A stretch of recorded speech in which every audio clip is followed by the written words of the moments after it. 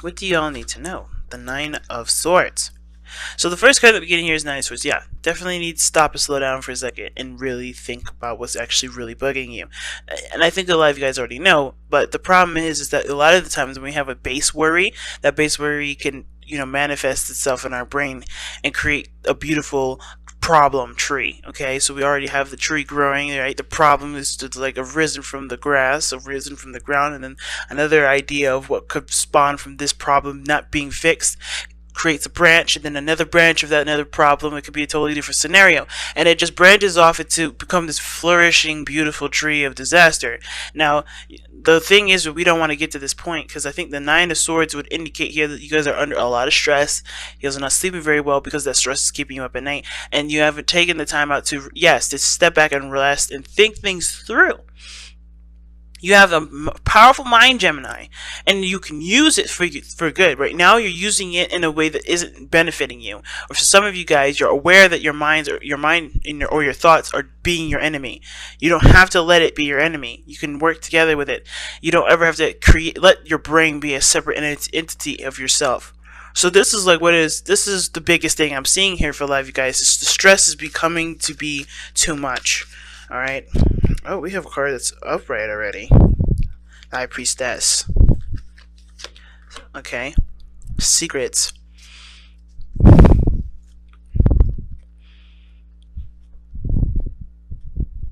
Something tells me that you guys already know the answer to what will fix your problem here with the Nine of Swords. And it may have to do with being patient and not actually doing anything, which is the hardest part. That's what stresses you out. There's actually no action that's needed to be taken. And because there is nothing to do, it makes you worry. Because you're not in a situation or in a position to actually move or to do something that would cause something. What's stressing Gemini out? Can we get something to understand what's stressing Gemini out? What is stressing Gemini out completely? What is stressing Gemini out? The King of Wands. Well, very blatantly, the King of Wands is stressing y'all out. You have the Aries, Leo, Sagittarius card, or mainly Leo. Somebody that's very proud. Somebody that's very, confident in themselves, very passionate. This person is stressing you out. This person right here is stressing you out. Now, this could be just nobody in your life at all. This could be your confidence and, your desire to travel, your desire to explore and be yourself, to do something fun and have something going for you in your life. Because there's stagnancy that says something here, right? The Four of Swords talks about taking a break, not doing anything, resting, reflecting, and then the Nine of Swords. Some of you guys, here's the situation. Either you guys need the time to take a break, take a moment to recognize that something's, either recognize something's bugging you, or take a moment to just kind of, break away from what's bugging you. Stop taking so much action, stop doing so much, being such an active individual, and just rest, right? Just purely just rest. Now, and then the other end is that some of you guys have been resting, have been taking some time out, and it's bugging you that you don't know what to do to get your energy up, to go out and do something that's inspirational and motivates you to continue to push on. Right? So some of you guys are having a hard time or struggling to be motivated to do something. Okay? Now, at the same time, this could be a totally different individual. This could be someone that you're dating. And like I said, a Leo, Sagittarius, or an Aries. This can also just indicate that this is someone around you that has characteristics of the King of Wands. Very passionate, very energetic, always doing something. The life of the party. They're full of energy. They can be very aggressive, and they can also be, very demanding. They may want their freedom, but the thing is like this person is very self-absorbed, right? So, like, there may be some issues with this individual in regards to how they perceive themselves and how they perceive you, how they are considerate in the relationship or not. Now, the King of Wands is never inconsiderate to the people around him. He knows how to take care of himself and make sure his needs are there first, while not necessarily compromising or doing something terrible to someone else. He's not a horrible king. He's just very focused on the self, but he doesn't focus on the self that would inconvenience anybody, that would, that would show unkindness to anyone else's and anyone else's experience. He doesn't want to affect other people's experiences directly. It's not that he wants to just destroy your life or do something in your life. If he wants to spend time with you, that's great. He knows that it'll affect your experience, but none in which there's malice behind. But let's go ahead and take a look as to why the King of Wands is exactly causing you this much stress. One more card for it. The King of Swords. Damn.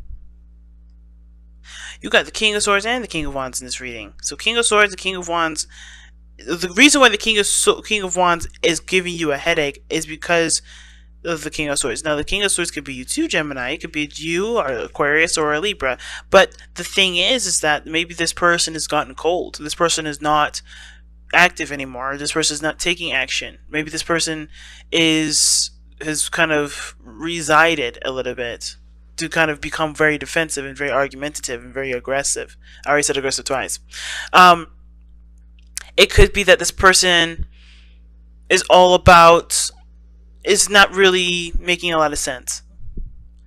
Okay? Because I think how this works is that this person may have a lot of energy, a lot of fire, a lot of passion, but they don't really commute. It doesn't really make sense to the King of Swords here. Okay? Some of you guys, especially those of you that are in the same-sex relationships here, this is going to indicate here that you guys are having a dynamic of logic and an emotion, right? Logic and just being. Someone's thinking too far ahead, someone's thinking too much, while the other one is not thinking enough. Right? The King of Wands would not be thinking. He's just like, okay, this is what I want, I'm going to go for it. This is what I believe in, I'm going to walk in my truth. Not just to talk about it and discuss it and hash it out, and he's going to walk the talk. The King of Wands walks the talk. The King of Swords, he walks the talk too, in a sense, but he will always have that debate. He'll always communicate. He'll always think it through. But the thing is, the King of Swords is also very stubborn. He already knows his truth. He already knows what he wants. He already knows what he's going for. And I feel like the King of Wands and the King of Swords can powwow together pretty well. But when it comes to rational understanding, these two are starkly different. So, definitely a fire sign and an air sign energy, or just like the comprehending one another's understanding of things. Somebody doesn't make sense in this situation, or somebody is seeming like they don't make a lot of sense, but they're truly just following their heart. They're going by what feels right versus what is right. What feels right to them versus what is legitimately right. What moral code is up. Okay. Why is this? What is this? What is this? How is this affecting the love life specifically?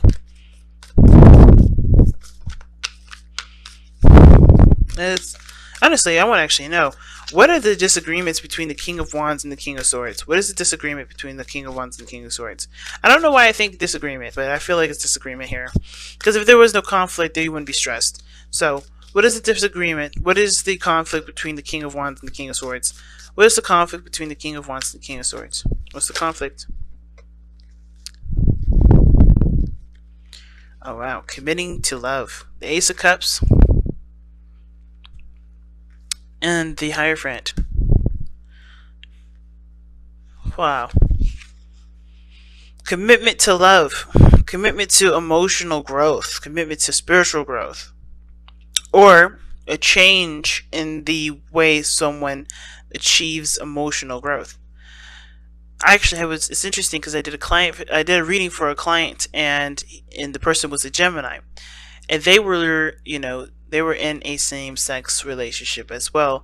But the problem that person was having was that they had been in a relationship prior that was very difficult for them to see any sort of potential, relationship with someone else if it wasn't already established to be, stable, committed, and so forth. If some of you guys are having an issue coming outside of your comfort zone and dating somebody new, this person may be coming in, this King of Wands may be coming in to show you that the situation is not about rational thinking. It's about going for what you feel is right. And a lot of times you're not going to have a certain situation just play out in the way you want it to. And it's not necessarily about what you want. It's more of like, is it possible? And a lot of times, especially with the individual I was reading for, it wasn't possible for that person to expect a committed relationship from the person the second they start dating. That was unrealistic.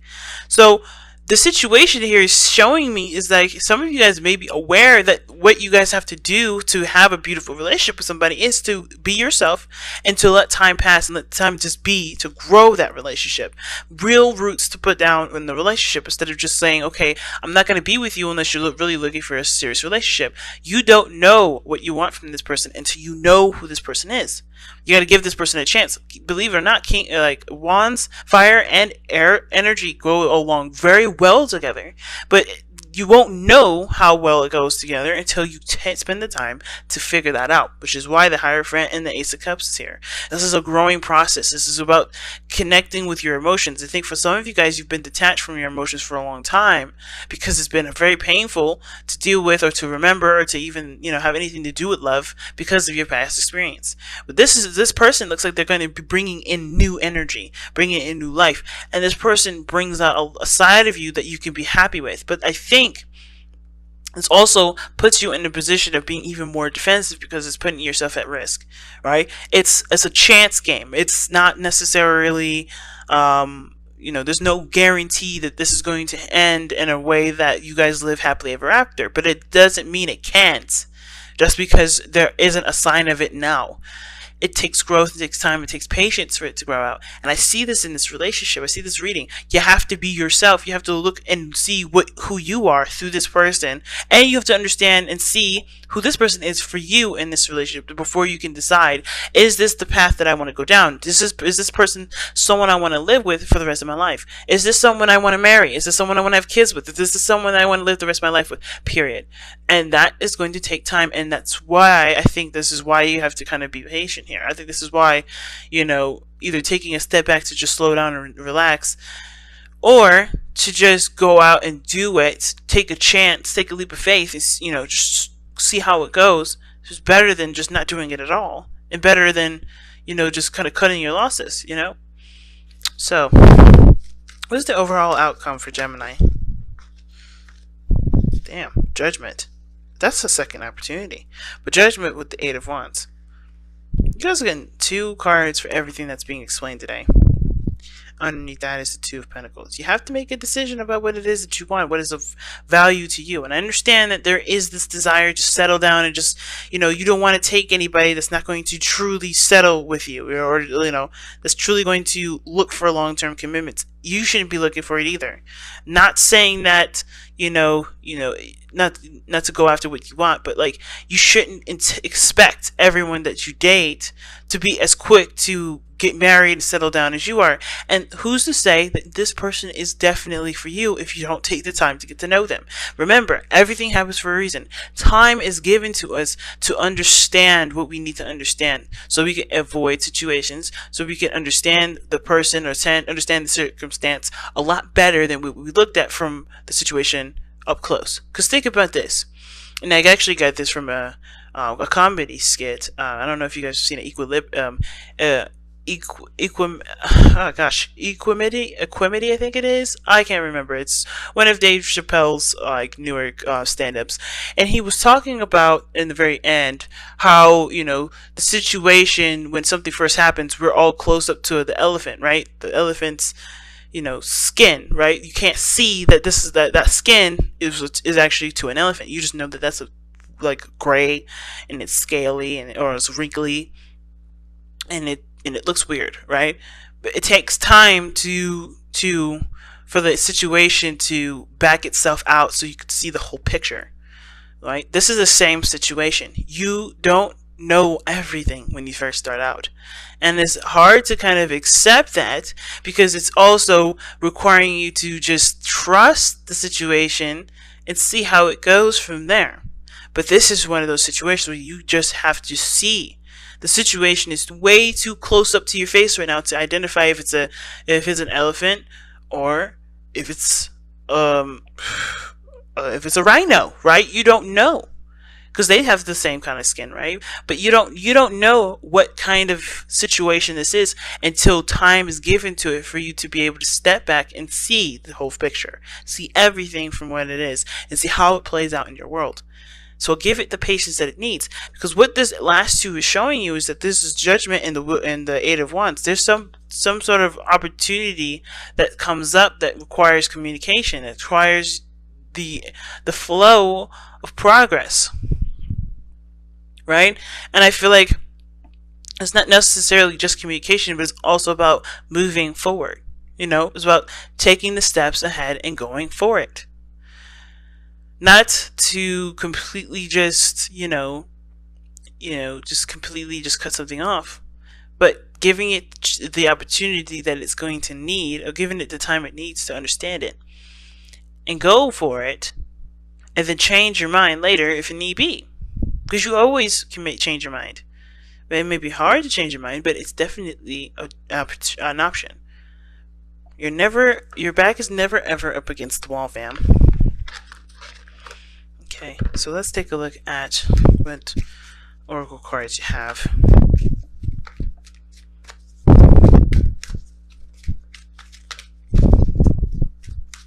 Alright, what does Gemini need to hear from Messenger Oracle? What does Gemini need to hear from Messenger Oracle? What does Gemini need to hear from the Messenger Oracle? What does Gemini need to hear from the Messenger Oracle? What does Gemini need to hear from the Messenger Oracle? Heed the messengers. And that totally talks about not ignoring the signs. And that doesn't mean that, hey, if this person is a bad influence, run away. It's more of like, hey, if this person, it makes you happy, and you're just listening to the fears that are ringing around in your mind because of everything you've experienced, do you want them to win and keep you from being happy? Or do you want to see if this is exactly something that you've always wanted? And I'm feeling like pulling you guys to surrender the Power of Surrender card, because I'm addicted to these cards. I know it's probably like the third week in a row I've used these, but this is one of my favorite cards ever. Okay, it's best cards ever. But yeah, heed the messenger. Don't ignore the signs. Don't ignore the messages just because it's too frightening to see what could happen. What could go wrong. It's always easy to think about what could go wrong, but it's always hard to stay optimistic and see the other side. Right? Realistically, you can always be prepared for the worst, but why not also expect the best? Alright, you guys also have surrender your attachments to results. See what I'm saying? Guys, the formula for success is to do all you can to make things happen. Then let go of the results. Holding on too tight to a desired outcome can sabotage it. Like I said, you have got to give it time. You have got to give it space. You have to give yourself time and space to figure out if this is exactly what you want. Looking for something from the very beginning will stress you out, and also leave you to be very unhappy because you're not looking for something that can be given to you in the second's notice. It can't be given to you in seconds notice. It has to take time. It has to grow. You have to overcome the challenges and the struggles. You have to understand the dynamic between you and a different person. And I feel like the person that's at the end of your life right here is not doing anything to be malicious or hurtful, but they're doing what's best for them, and you have to do what's best for you and not think about what could come of this relationship and just focus on what you want right now. What you want to feel right now. Do you want to feel love? Because love can come and love is here. If you want a commitment, why don't you just sign a contract with somebody and work with them, right? If it's a commitment that you want, there's other ways to do it than being in a relationship that requires you to feel. Because a relationship cannot be blossomed from looking for something straight up from being a commitment. You have to look from it in a heart place, being able to receive and give love. And if you can't give it, that sort of commitment may not be the kind of commitment that you should look for, because that one is requiring you to be emotionally open and to focus solely on love and not with the destination, because love doesn't take you places. Love is emotions, okay? It's hard, y'all. I understand, considering that you guys have obviously every reason to be worried and stressed out, and to be even hesitant when it comes to future relationships, considering maybe the past one didn't work out. But you have to trust. If you want anything to grow in your favor at all, you have to trust.